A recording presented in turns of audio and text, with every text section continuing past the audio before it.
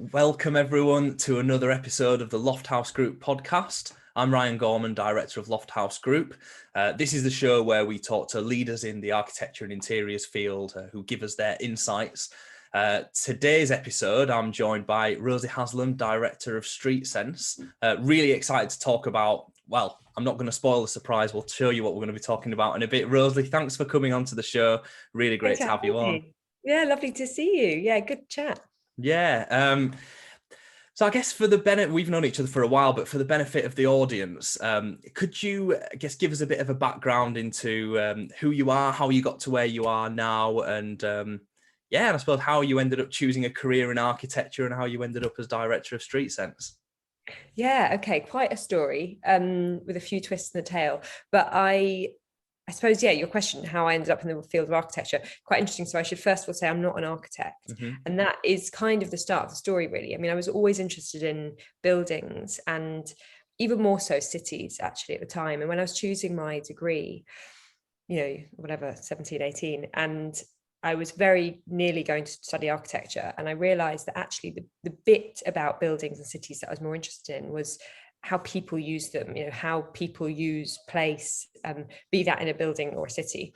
And so I actually thought, with that interest in mind, I wasn't going to go and study architecture, albeit I wanted to work in that field. Mm-hmm. I actually studied human geography. So that is more, and lots of people ask what human geography is, and it's sort of everything, or it's sort of whatever you want it to be. But essentially, it's the study of people, but through history, culture, anthropology, economics, urbanism, but all with the sort of a spatial lens, but on people and how they interact with the world. And so through studying geography, I kind of got that side of things, the understanding people, culture, cities, and essentially space and place. But graduating from that, I sort of realized, right, I need to take the next step and turn it into something a bit more practical and practicable. So I actually started working at Foster & Partners just to kind of start working in the world of architecture. And I was working more in communications, again, just interested in seeing the business and understanding the whole world of architecture before sort of choosing which was my bit to go in. And whilst I was there, I was looking at different master's courses and thinking which direction do I want to go in. And I ended up choosing a master's course at UCL, at the Bartlett, which is the architecture school there. In it's now called Space Syntax Architecture and Cities. And really it was about this coming together of people and space and a way of studying how the two are related. So there's sort of very much a theoretical background, but also an analytical approach to thinking, what do people need from space? How do people design space? But then in turn, how does space impact upon how people can use it? So kind of this back and forth, or this sort of this nexus in the relationship. But also I think what was really perfect for me was it was very much an art and a science. So this theoretical approach to space, but also a very quantitative underpinning. So the research group that had developed the theory and then the master's course had also developed quantitative tools for actually analysing space. So modelling how buildings and cities are set up, a network of different lines and routes through a city, or within a building, essentially a network of different spaces, and looking at how well these spaces are connected from people consciously putting pieces together. But then in turn, what does that mean for how people are able to move through it? What interactions you can actually create through the way that you position people in space relative to each other. So this sort of art, but also the science, and then being able to use it as a predictive tool and model and analyze how spaces will be used in future, or if you make changes, what impact does that have on, again, the city or the building. So that ability to apply a theory and theories that I'd been sort of versed in through geography into the actual built environment, and thinking about, if we design in a certain way, what impact does that then have on the people. So the master's course was really foundational for me in terms of how I could apply my background into the world of architecture and design. So again, it's thinking, my wasn't really through the aesthetics of architecture, it was through functionality and configuration and how things worked. So coming out of that, I started working more in the kind of urbanism, urban design field in a company that spun out of the research group at the Bartlett. So it was called Space Syntax Limited. It was consultancy where I worked on all sorts of scales of project, from a very sort of a building that interfaced with the city, and what we're looking at footfall and how would that, a business essentially work in that context based on where it was positioned in the city, to an urban square, to then looking at the redevelopment of the whole city of Jeddah in Saudi Arabia. So multiple scales of urban place. But then in time, I think what was more missing from that world was kind of the interaction with people and the end user. So an opportunity then arose at Space Lab, which is an architecture practice where up until a couple of months ago, I was there for 7 years. And that was a bit of a change in my career. But again, building on these ideas of how space works, but applying it at an architectural building scale. So this company, Space Lab, architecture design practice based in London, we, at the time that I'd started, also had an academic partnership with UCL. So we were still working with the data, working with the theory from the course and from the research group, but actually applying it to mainly workplace design projects. So I guess in the early days, we were kind of one of the leading workplace consultants, workplace consultancy as it previously was. And really what was interesting here is adding that extra layer of business consultancy. So it was understanding people and the end user, but it was also understanding business strategy. So my work was all about working upfront, first of all, with the client, really understanding the business vision, where they wanted to get to as a business, understanding their strategy, and then trying to develop new ways of working and then new ways of using space to help them achieve that. So my work sort of worked from the upfront with the client and then worked with the designers to kind of develop this strategy and bring it to implementation. And so then, of course, you get that whole arc of the story where then the design is brought to life at the end. So, it's really interesting, the theory, the strategy, but also because I really love the design, I was able to also influence that by the end. So over time, we kind of developed our offer, and the research and strategy became even more integrated with design, which was kind of even better. And that developed from what used to be a bit more of a standalone consultancy approach. But that was kind of my, I guess, movement through from urban scale to architectural scale, but always with this common thread of understanding people, place, and sort of strategies to make them use those spaces better. How different did it make you, having come from that human geography background? Were there a lot of people that do a lot of architects already have that, I guess, consideration? Are they taught that at university, or were you kind of this completely had fresh mindset compared to everyone else?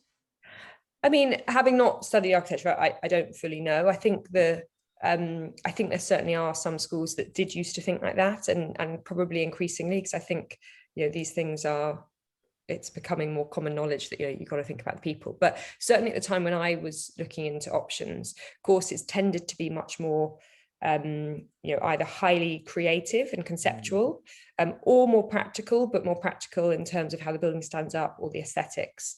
But again, because neither of those things were actually what I was most interested in, or probably best at, they sort of weren't really even an option for me. I think what is interesting is when I started the master's course, I and one other, we were the only non-architects, and everybody sort of looked at us and just thought, what are you doing here? And they'd all come from architecture business. I think I maybe always carried a bit of that chip on my shoulder that I'm not an architect. But it was actually very telling that as we went through the course, the foundations of it were these, social theories of space. Actually, we were very well placed, having I came from a geography background, and actually my friend, the other non-architect, he came from a music background, but again, but also sort of humanities and really interested in people and culture. And that really was the underpinning layer for all of it. But I think increasingly, and not even just in architecture, but I think the industry as a whole has woken up to the need for multidisciplinarity, and actually increasingly project teams are made up of people from all sorts of different backgrounds, or even just building a team of people with very different skills. But certainly I think the world of kind of consultancy, workplace consultancy, spatial consultancy, the teams that I'm seeing being built now are, within different businesses and companies, is that the kind of consultancy strategy team come from really diverse backgrounds, anything from environmental psychology, which seems like a very literal step, but also just people that have come from marketing, design, research, humanities, really broad set, but it's just an interest in people and space, without necessarily all the design capabilities. I think as well we'll come on to how COVID has affected, has changed the way people behave. But I think now more than ever, we've needed to understand people's behaviors and changes. Like just one, I guess, semi-related, one thing that I'd just recently done a poll of people, and basically what is most important to them in terms of like what factors are most important for them to be happy at work. And we'd restricted it. I think it was there was like salary. There was like a high salary, meaningful work, flexibility, or the people that you work, the team that you work around. Like, do you like the colleagues? And I think years ago it would have probably been more towards the salary side of things, but only 19% of people that were polled said that it was salary, and flexibility was the highest rated. It was flexibility and meaningful work. Interestingly, flexibility being the highest one, which I think if we'd done that same questionnaire 5 years ago, I don't know whether flexibility would have even been something that, even in architecture and design, like people considered was something that people could have, or whether they would expect it. Whereas I think now more and more people expect it. It's kind of in telling of the time that we're living in and how people's behaviors are changing. And as we're going to come on to, and hopefully you can explain, that's going to have a bigger impact on society and the buildings and the architecture that forms around it. The thing everyone's talking about, and everyone's putting in their view about how they think the office is going to change, and I think everyone has a big opinion on the office, but we could talk about that all day. But what I was really interested in chatting with you about, because I know that, and we'll talk about your new role at Streetsense later, but it probably ties into your role a bit, about not just how COVID and the fallout of COVID is going to impact the office, but I'd be really interested for you to share your insights on, how do you think COVID is going to impact, I guess, other building typologies rather than just the workplace, and I guess wider society? Yeah, no, I think that is a really interesting question, and actually quite sort of, for me, that was sort of one of the fundamental shifts that the journey that I even went through last year, when I was sort of changing the focus of my work, and then, as you say, moved on to a new role. So I was director of research and strategy at SpaceUp. So of course last year, not only was, I suppose, we'd gone through years of giving advice to clients on, and no, we used a lot of data, and it was always very bespoke to the client, but we also had great experience and understanding in what would work and what wouldn't. So as long as we'd collected some data, we could very much tailor a bespoke solution. But of course, we came to this point last year where actually we didn't know all the answers, and that in itself was, quite scary, but also quite, it's quite a wake-up call. But so then what we did do is, I carried out a lot of research whilst there, a lot of analysis of our own research, and then of wider research to be able to start talking to clients about the impact that the pandemic was having and would have on the future of work. And of course, that in itself was fascinating and evolving, and still evolving. But I think then what it led me to think is actually we've got to think much bigger than this. So yes, the change in, the pandemic meant that we all started to work from home, or increasingly many of us who worked in office jobs, were predominantly remote for a long period, and probably many of us still are. And that in itself is interesting and has impacts on the office and lots of other things. But really, the next step is almost the platform from which we need to start rethinking everything else. So actually, given that we're all working remotely, what does that, firstly, what does that mean for our homes? We've all had to start working from home for a long period. Do we need to design our homes differently? There was that moment where I heard lots of, estate agents and interviewed and saying, actually, put a picture of a desk in a room rather than a bedroom. Actually, at a point last year, desks and studies were more valuable to individuals than a spare bedroom. Those sorts of things. How do we start rethinking the homes we're going to design going forward? And is this a long-term thing, or is this something where you need more flexibility in your homes, where you can have a desk that you then are able to tidy away and not have, especially if we start going back to the office a few days a week? But then beyond the kind of immediacy of the home, what does it mean for either the apartment building that you're living in or the immediate neighborhood? What do we want from our buildings and our direct, immediate communities if we're spending more time working from home? We used to, I think that most of us default was we lived somewhere and that was kind of our residential life, and then we commuted somewhere and that was office life, and really we didn't do that much around our homes. But now that we're spending a bigger proportion of our time around our homes, what does that mean for our neighbours, our own streets, our local high street? So I think then it broadens the conversation, what happens to our local high streets and all the services there, that a lot of our local high streets have been thriving through lockdown. Fantastic, because we're accessing them, we're using them throughout the day and the week. But how can we create even more resilient high streets, local high streets that serve all the things we need locally? But then there's the next step, is what happens to our city centres that we're not leaving behind. I definitely don't believe in the death of the office, and I don't believe in the or complete death of the office, or the complete death of the CBD. But it's certainly being transformed, or given that we're only going to be there a proportion of the time, there's more space available for other things. So what do we do to that to make sure that our city centres become more vibrant?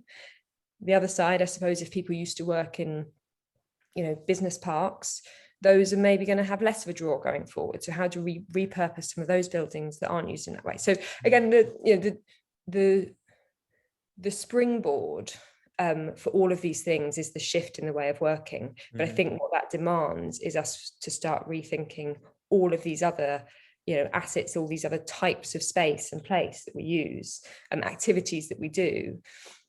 Retail, and that was something, and all of these trends, to be honest, were things that were nascent before COVID. And okay, to use a cliche, it's all been a catalyst.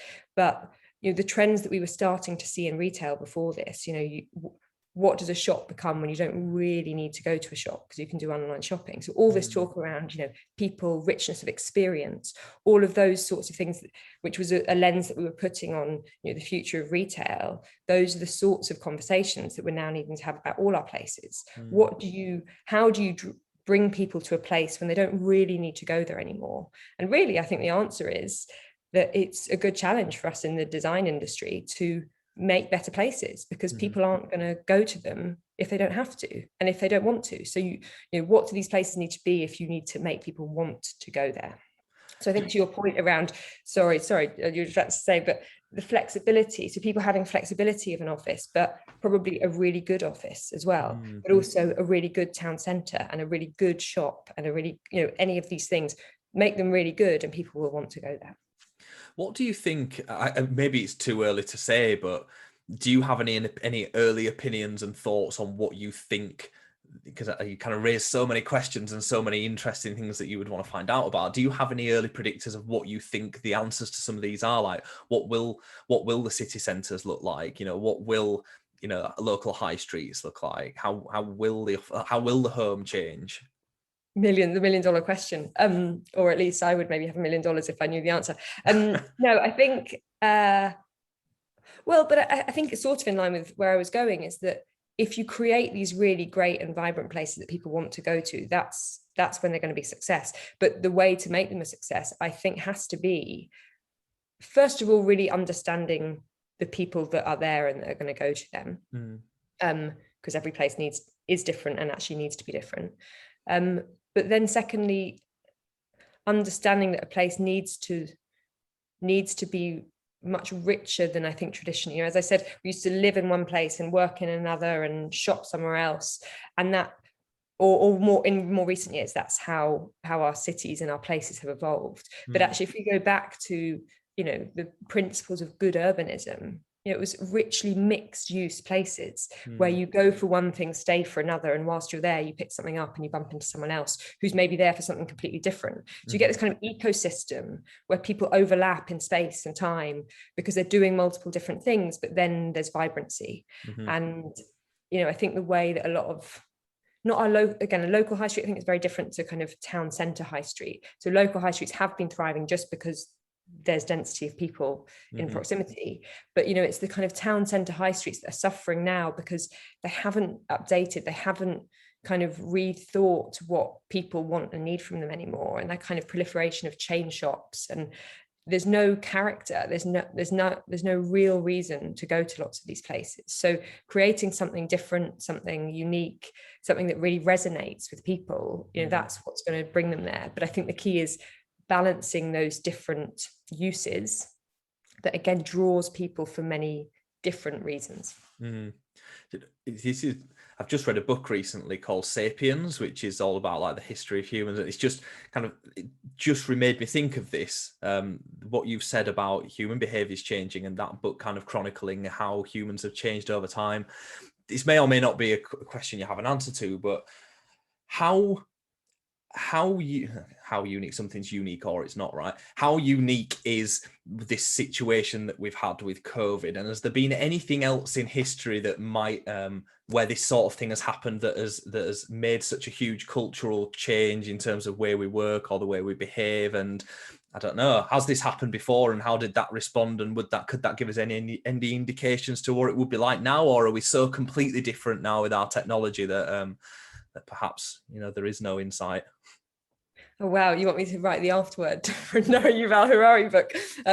He's probably better placed to set this within the historic context than I am. But I think actually though, yes, this is a different moment. As I say, some of these trends pre-existed, COVID has accelerated, and the advent of technology, all of those things are shifting. So some things are incomparable to what has happened in the past, but actually, fundamental principles of good places where people want to be, I don't think those really change. If you create really great experiences for people to come together, then I think those will carry on working. There's new challenges, and we've seen with COVID, as soon as people were allowed to go outside and meet in public, the temperatures we endured to sit outside in a park, in a cafe, in a restaurant, those scenes in New York with like sub-zero temperatures and people still coming together to be together in places. So I think it's actually a really interesting example, because actually if you could trace a thread through that book, you see these, the evolution of humankind. And yes, we even shifted in the way that we interact with each other and, scales of community, but there's still underlying principles of wanting to be with people, or people of, you call them of a tribe or of kind of common interest. But there's also principles of, you come together in space, and there's principles of like safety and a feeling of community or feeling of welcomeness. And, some people always have certain boundaries around themselves, but there's also interaction. So no, I don't know if that answers the question. Maybe I need to go away and think about that one a little bit more. But I do think principles of good space will still stand. And that was, the biggest issue for so many in lockdown was the inability to see people and go to the places they wanted to go to in order to see people. And now that we can, though, I think it's really interesting to see which of the places we end up going back to when we have the choice. I think that kind of shift to being more active, kind of freer consumers, empowered consumers, now that we don't have to live so close to our work because we don't have to go every day, then we are empowered even more to choose where to live, which may be further away from our place of work, may even be outside of the city where we traditionally lived. So we're actively choosing with our feet about different cities or rural area settlements to live in. Then we're actively choosing, I don't have to go to any shops anymore. I can buy it all online, but do I want the experience? And where am I going to choose to go, either for the experience of going there, or because I have a social connection with, the local, whatever retail or hospitality place it is, and I want to support them. So I think there's all these other factors coming into it. But the big thing, I think, is we've been empowered to have more choice and freedom and flexibility, to your point around people choosing flexibility of the office. So now that we are, or now that we demand more flexibility and choice, then people are using it. And so, again, bring it back to, I guess, the industry. Our role in the world of architecture and design is to therefore make sure these places are good enough and are the sorts of places that people are going to want to go to. Otherwise, they're going to fail, and we're going to have to rethink them again in a couple of years. And that's not to say we're now going to build them for eternity, because that rethinking, I think, needs to be built into the way that we design, be open that things will change and evolve. But again, just always thinking with a mindset of, what do people want? How are people going to use this? And does it work for the people that we want to use it? I think as well, an interesting thing is just how quickly this has happened, in that I feel like it's accelerated the discussion around flexibility just so quickly, because it's just been, there wasn't like a gradual shift towards more home working. It was just like, right, you're all working from home now, make it work, or your company can go, well, I suppose there's been measures in place, right, to keep companies going, but it's almost been like a sink or swim, work from home, make it work. It's tough if it doesn't. You kind of need to just make it work. And I'm very interested to see it's not been a gradual shift to that. I imagine there's going to be whole things that we didn't realize we did that will just disappear, and we'll think, oh, I forgot that we used to do that, and we obviously don't need that now that we're all, working in this new way of living and working and flexibly working. It's very interesting thinking of it even just from a first principles point of view. The thing for me that I struggle to really get my head around is what the city centre is going to look like, what city centre is going to look like. It's when I think of my own situation, I used to, travel an hour and a half into London every single day. And, now I've got the choice whether I want to, or whether I don't. It's be interesting to see what will drive people back to city centres, if not work. Yeah. And I think we're also at a point now where, yes, things have opened up, but they haven't fully opened up. And I think until more people, there's kind of going to be a tipping point at some point where more of a critical mass will be back in town going for meetings, where actually it then drives more to come in to meet those people. And whilst you're there, you might go out. And so I think that, I feel like I've been saying this for a year now, and we're still in that position. There's going to be these oscillations that we don't fully know yet. And we're going to keep trying, and we're going to keep, some people started going back a long time ago, but actually the experience of going back maybe was so there was nobody else there, so they thought, well, why am I bothering going into town yet and going into my office if there's nobody else there? So until we're going to try things out and probably settle on something for a period at least that will resemble a new form of a rhythm, and then things might shift again and people might change their mind. There might be seasonality to all of this. So now it's the summer holidays for many kids. So what does that mean for the parents? Some might prefer to go into the office even more than before, but probably lots of people are away, probably lots of people are down in Cornwall. But come September, is there another change? Or is there another lockdown?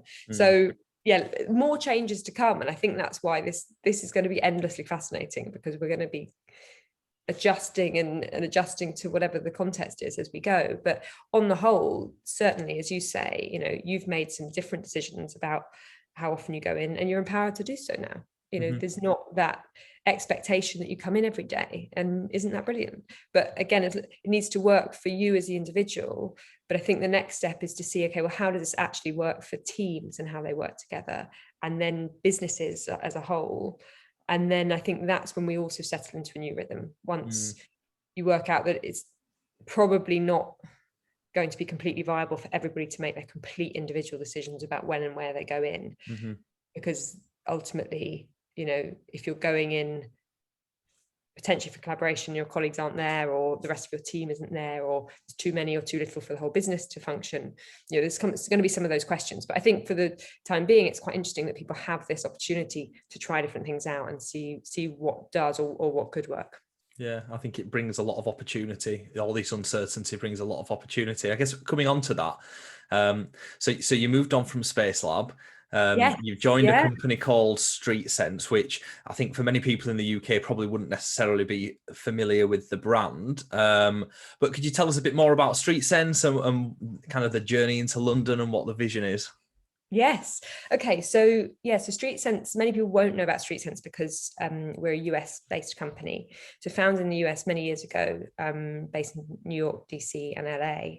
And they wanted to move to London and set up kind of a new venture, a new arm of the business here. So I have been brought on to help launch the London arm of the business and sort of define what the London positioning is, because in the US it's a really big company. There's sort of almost 200 people doing lots of different things, all within the world of kind of placemaking and telling stories about place. So place, brand, but architecture, design, interiors, branding, marketing, across everything from residential to commercial to hospitality. as the company's grown, it's grown its kind of arms and is sort of master of many. But really the question here was, what will resonate most here, and how do we grow kind of more strategically, given that I'm sort of number one, and what's the vision for growing the business? So Streetsense overall is sort of a place strategy consultancy at heart, and that's really the part that I'm leading here. So thinking about places at all scales, but really thinking about, how do places work for people, and how can we apply a very strategic way of thinking about them in order to ensure that they work. Mm-hmm. So ultimately helping clients, and particularly at this moment, then very, very key moment for us to be kind of breaking into the market, because there is this sort of demand or need from clients, be they, anything from councils to developers to asset owners, who need to, based on everything we've just said, really rethink, does their place work in the current context? And if it doesn't, how do they need to rethink it? How can they reposition it? How can they activate it in different ways going forward so that it does work for the change context that we're in? So that's sort of the way that we are approaching it, and approaching projects and working with clients. Really this sort of bringing intelligence and understanding of people and place, and helping reposition these places. And again, being able to bring in architects, designers, branding. So branding in more than just the, how does the logo and naming manifest, but actually what's the essence of a place? So the very seed of like, how do you tell a story of a place, and what does this place need to be for the people? Latterly down the line, that will manifest in a brand and a name, and the interiors. But it's really the strategic thinking of a place and how you create it. What types of, I guess, to be able to give that sort of offering, to really understand them and advise them on that, like what types of people will be in the team? Is it going to be just consultants, or is it going to be architects, or are you going to be consulting and delivering on projects? Like what? Yeah, give me the scope. This is you're thinking, how do you help me build my team? No, I'm not. No, I'm thinking. Yeah. Well, my first question was going to be, when you sit down with I will come back onto that one then. But my thinking was, when you sit down with a client and you're trying to understand, what the space is used for, and what they're trying to achieve, and what they want their business to say, and how you kind of, how that message then gets filtered down to the people working there. That must require such a diverse skill set to be able to understand, not just understand, but understand well all of these different motivations for a business, and to then provide a solution that is going to be able to, I guess, actually deliver on those. Yeah, I mean, I think it's actually, it kind of goes back to what I was saying earlier about these, coming with these different approaches or mindsets, and the kind of inherent multidisciplinarity of thinking, which is about understanding place more generally and people. And so, the team may be built up of people who have an architecture background, but actually, like, I guess similar to me, might be more interested in the strategy side of things rather than necessarily the aesthetic and the creative output, but real creative thinkers as well. So strategic creative thinkers of actually any background. People might come from more of a brokerage background, to really understanding kind of the figures of how a place becomes viable economically. That's really important too.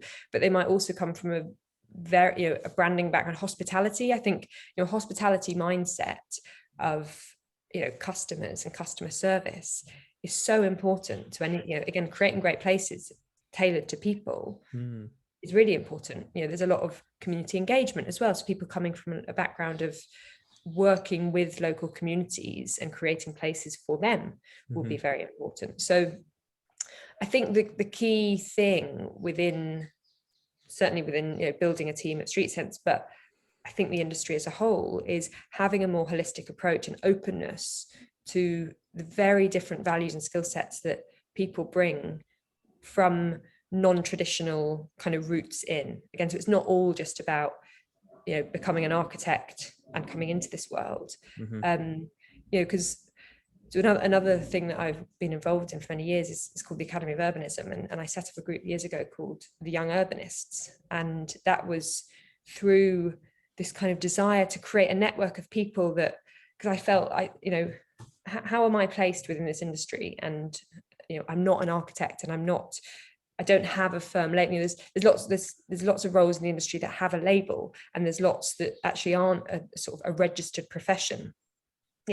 Urban designers, many people can call themselves an urban designer. You don't necessarily have to have a qualification as that, but which people see as a hindrance, but actually it opens the doors for many people to come in and contribute different things. So this network of the Young Urbanists, also the Academy of Urbanism, again, is about bringing together people from all different fields, but who have a common interest in creating great places. And so I think that's the same sort of mentality and approach that I certainly have got about the future of Streetsense. It's about finding people who are passionate about creating great places and bring different skills in terms of delivering a great place and making that work. So get in touch if you think you tick any of those boxes. Definitely diversity, I think, is more valuable than ever. Because I thought of that because I've been speaking to one of the directors at Scott Brownrigg, Ed Hayden. He was on one of my podcasts a few weeks ago, and he was talking about how he thinks architectural practices are going to become much more diverse, and there's going to be architects, there'll be software developers, there's going to be like even psychologists, like there's going to be the future of architecture and design is going to be this completely interdisciplinary with disciplines and professionals you wouldn't necessarily even have thought would be in an architecture studio. So when you sit down with a client and you're advising them on I guess their place, would Streetsense also come up with the strategy, but would you then design and deliver the project, or would you then collaborate with other practices to deliver that? Like what's the vision on that side of things? Combination of both. So again, in the States, the model overall, because the business has grown so big, is that they can do full service, everything from, ideally always starting with the strategy. So really helping the client get the vision and the strategy right. And as it goes through the process, can bring in, the architects and the planners, the interior designers who can develop the interior schemes, then everything to the branding collateral, then even the ongoing marketing, and that can all be done internally in the States. Here, as we grow the team, we'll offer more and more of those services. We can also leverage some of the resources from the States, but in the first instance, I think that's actually really exciting that actually we'll be able to collaborate with some local studios. So I think that's because actually there's the value of the States is that we've got this sort of years and years of experience and the experience of working in the integrated team, but then what we've got here obviously is local knowledge and experience in working in the UK. So I think for the foreseeable, it's going to be a combination of leveraging Streetsense experience but working with lots of local groups as well. And also there'll be contexts in which the client already has a consultant they often work with, or even have some of the resources in-house. So it's about being able to work with any different designer, for example, but the key is if we've set the really robust strategy, everybody's kind of working to the same strategy. So again, in that role of kind of setting a vision and a strategy, we'll almost be the sort of strategy guardians that carry that thread through a project and bring the team together to all deliver to the same goal. That's awesome. What I'll do, in the description of this video, I will link to you for people who want to get in touch and see if there's any collaboration opportunities or want to have a chat with you about working with you. But it sounds like, so COVID obviously it has brought about interesting opportunities for people, like yourself included. But I guess going back to when COVID first happened, because I remember for ages, I'd heard of it, it was happening in China, and I kind of didn't think much of it. And then I think it was like February, March time, it started seeming like it was kind of becoming something. And then, I was I was told to work from home at the end of March, which I don't know if in recruitment, the day that you're allowed to go and work from home in a recruitment business is like the day that hell freezes over. It's not very common in recruitment. So I think that for me, that was the point where I was like, I think this might be quite serious. Like when you realize that obviously this is going to have a massive impact on, well, it would have had a massive impact on the way that you worked in your old business and how you advise clients. I guess when was that moment, and how did it feel when you realized that this was going to change everything? I mean, likewise, there was that kind of slow build, wasn't there, through like Feb and early March. And I remember, I remember it just begun to creep up on us. And then I was quite aware that this thing was happening. And I remember kind of some of the early conversations in our practice of, okay, we need to do an audit of how many people have laptops and make sure our tech is set up. I mean, luckily we were already very agile. You know, a lot of what we consulted on was agile working, working flexibly.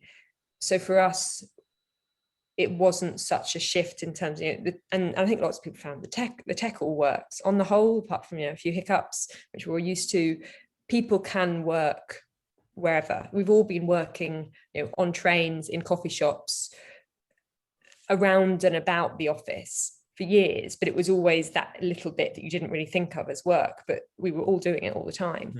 So I don't think that was ever really the question. I think it's just the mass scale and kind of organizationally and culturally how people collaborate. I think that's the biggest issue, you know. And I think at first I think a lot of people made do, and then as it settled into something longer term, new processes were required. And also people made do, but already had a history of working with their colleagues.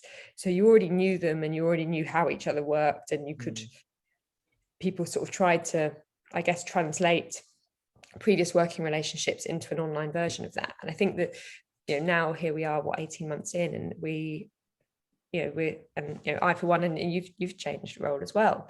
You know, you're building new relationships and new roles, and that is maybe harder. I think it's actually easier than I had anticipated it would be, probably because I'm quite used to communicating with people on Zoom right now. I think you know, to change role when you maybe had never had Zoom calls and stuff would be difficult. I just think, big shift. We've all got kind of surprisingly used to it and have adapted very, very well, which is a great sign, right? But again, it comes back to that question of what is it that we miss most and that will warrant going back to how things were for certain things. And a lot of that will be collaboration, informal stuff. And in the design world, actually, I definitely think it's too naive a comment to say in design everyone needs to collaborate, and that's been really lost. But there is a big part of the design process which is very collaborative with each other, but then also with clients, and being able to communicate, you know, proposals in person is very important. Interacting with, you know, either plans that you're sort of scribbling on face to face, or you know, pen to pen on a plan, or you know, interacting with materials and finishes that you're designing, being in spaces that you're creating, and actually like feeling a space and just the experience of it. But there's also elements of design roles, as with all jobs or as with all individuals, you know, we all have different preferences. Actually, some bits of those work much better from home or remotely or on your own or in a different context. So again, again, there's not really a black and white answer of what the future will be, because it will be down to individuals and down to roles. But again, this is that opportunity to take the best of each and apply that to something new, given we have these opportunities. Yeah, well, I'm going to come back to the point that I'd raised earlier about COVID creating opportunities for people. Are there any opportunities that you think are specific to the design and architecture industry that have specific opportunities for architects and designers off the back of COVID at the moment? Well, I suppose that, you know, the industry as a whole, you know, design is about solving problems and, you know, developing solutions through new challenges. So in that sense, actually, a lot of COVID probably has stimulated designers to think in whole different ways, and that's great. And we saw that very early on in the kind of who can design more plastic screens and get them into offices as soon as possible, which are then not going to be used because we're not going back to the office for many, many months. So that, you know, it's not always a positive. But I suppose there's the new challenge, which is not going to go away. You know, yes, there was then the period everyone had to kind of design things that were white clean or putting, you know, arrows on the floors. But I think that the biggest shift has been, again, as I say, the challenge to designers to just create better places that people actually are going to want to be, regardless of what the actual detail of the new context is. But it's just this importance of great places where people want to be. But I think it's also this idea of evolution, that things are going to keep changing. As I said, there's going to be this ongoing oscillation. And whilst, well, no, I mean, we can't keep designing for every twist as we go through the journey, but it's actually set, the place we create will be much more resilient if change is inherent and people accept that things are going to change, people are going to evolve, things we're going to want and need are going to be different. So how can we create our places that are flexible enough to change? And, you know, that doesn't mean that everything has to be on wheels and moving around and nothing can be permanent, but it's creating things that, you know, maybe there's more space and they're activated through how people use them, or they come to life through people rather than programming everything in. Spaces that in time, you know, may be able to be other uses. We've gone through this period where changes in planning regulations and, you know, what used to be, you know, there's talk around John Lewis. Okay, well, how are its shops and its car parks going to be turned into residences? Because got a housing crisis and shortage, but we don't need as many of the shops. But actually, are those spaces really flexible enough to do so? You know, are the heights of the ceilings actually conducive to creating great homes and great residences? Many are not. So how can we think through what a place might want to be in a future, you know, a future version of itself? How do we ensure that actually we're much more sustainable in the places we design, that will work for the now and accept they won't necessarily work for the future, but with a little bit of a change they can? And I think that's really going to be the kind of the biggest challenge that designers need to think through differently in a context of ongoing change. You know, some people call it like perpetual beta, but knowing that the places we design aren't going to always need to be the same. So let's not kind of have that arrogance that they are. And this thing, yes, I think we need, I don't believe in knocking everything down and starting again, but in that context, you know, how do we create the right structures that internally can evolve, or places and, you know, cities and towns that have that space for evolution, but also that actually, you know, a high street, nothing is final, but give space for things to breathe, give space for things to be tried out. I think it's also that of actually trialing things. You know, we've got empty units, give them to a startup business who, for a very low rent, to try out. You know, give them a 6-month lease. If it doesn't work, they'll move on. If it does work, maybe they move on to a bigger unit next door where they pay the full rent and they become an actual thriving business. So building in and allowing for change and supporting change, because that's what we need, and that's the demand is there, and our places aren't going to work long term if we don't. I think it's going to be it's really interesting living through this experience, like living through this event, but I also think it's going to be really interesting, like the looking back on it when people are writing books about this. Like this is definitely going to be something that people remember, this whole COVID shift and how it changes society. I wanted to ask you, it's a question that I ask everybody at the end and kind of wrap up on it, because I think it's a really interesting one, which is like, what important topics in architecture and design do you think that not enough people are talking about or addressing? Maybe I've just even already answered that. I think it is probably that this issue of spaces need to evolve. And so people are certainly beginning to talk about it, but this is kind of the burning platform, is that the spaces we create now need to work for the now, and they need to work for the future. And when we don't know exactly what that future will be, therefore they need to be resilient and open to change. I mean, and you know, one side of that is, you know, the climate crisis and things being sustainable on that front and resilient on that front. You know, we've just, you know, 2 weeks ago we had a heat wave and then we've had floods, you know, those extremes. But I think, you know, that's one side of it. But I really just think fundamentally, and so I probably labor the point now, but creating spaces that will evolve as we need them to, I think is the biggest issue that we're going to face then going forward. Awesome.